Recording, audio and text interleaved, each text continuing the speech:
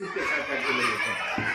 मतलब आप जो स्कूल में है, मान लीजिए बच्चा का जो देख रहे हैं कि काफ़ी संख्या है, जिस हिसाब से एचएम साहब आपके बोले हैं कि शिक्षक का अभाव है, आप लोग मान लीजिए कौन शिक्षक हैं, और ऐसा बात नहीं है कि सब विषय सबको जानकारी है।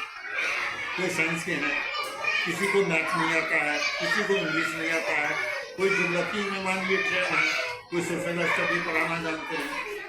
तो अभी जो पढ़ाई चल रहा है, जैसे कोई पढ़ाते जरूर होंगे आप इंग्लिश, कोई संस्कृत जरूर पढ़ाते होंगे, हो सकता है जो थोड़ा सा कम जानकारी हो, लेकिन अभी एक्टिविटी जो है स्कूल की, वो कैसे आप लोग टेकअप कर लेते हैं, कैसे क्या कर लेते हैं, तो बताइए। विद्यालय मेरा परिवार है, सभी बच्चे मेरे अपने हैं और यहाँ 1 से 8 क्लास की पढ़ाई होती है और सभी शिक्षक वेल एजुकेटेड और अपने कर्मों के प्रति दक्ष हैं।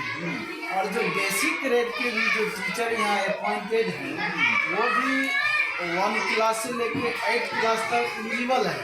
अभी हाल फिलहाल में प्रोन्नति का मामला सरकार के द्वारा दिया गया है। हम आशा करते हैं कि हम लोग भी स्नातक ग्रेड में सब्जेक्ट वाइज में चले जाएंगे, लेकिन अभी जितने सारे बेसिक ग्रेड के टीचर हैं हम लोग उसमें एक दूसरे के सहयोग से क्लास 6 से 8 का भी कॉलम को पूरा करने का काम कर रहे हैं। मेरे बच्चे की पढ़ाई बाधित नहीं है, मतलब टाइमली सिलेबस खत्म करना होगा। बिल्कुल सही बोल रहे हैं। अधिकार और कर्तव्य दोनों आदमी का काम होता है। हम वो समय देखे हैं और उस समय इंटरव्यू में थे, मुख्यमंत्री आए थे दरभंगा में, मान लीजिए महाराजा का जो फील्ड है उसमें मुख्यमंत्री आए हुए थे और शिक्षक लोग गए थे वहाँ घेराव करने के लिए मुख्यमंत्री को।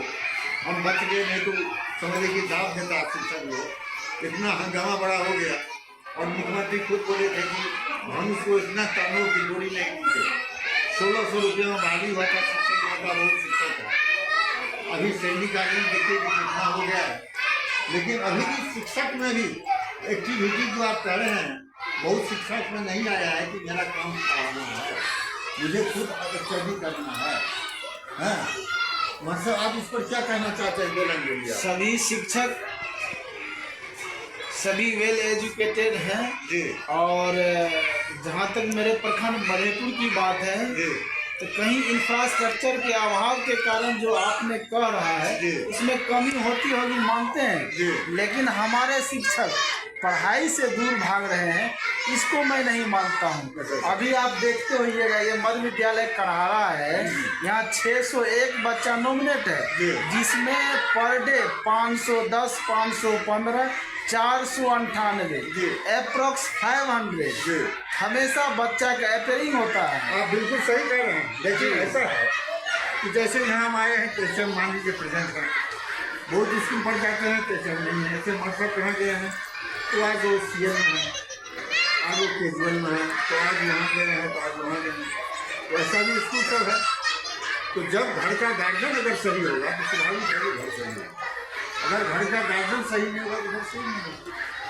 जी रहने दी। ठीक है, बहुत बहुत आपका धन्यवाद। नाम लीजिए, आपका नाम क्या है? जी मेरा नाम MD आज़ाद है। और गार्जियन की जहाँ तक बात किया है आपने, हमारे परिवार में जो भी HM है या फुल फ्लेज हेड मास्टर हैं, उनको सरकार के प्रति इतनी लायबिलिटी बढ़ी हुई है, MDM मामला से लेकर के छात्रवृत्ति पोशाक रिपोर्ट से लेकर के DRC का रिपोर्टिंग, जिला का रिपोर्टिंग, उसी में अस्त व्यस्त रहते हैं।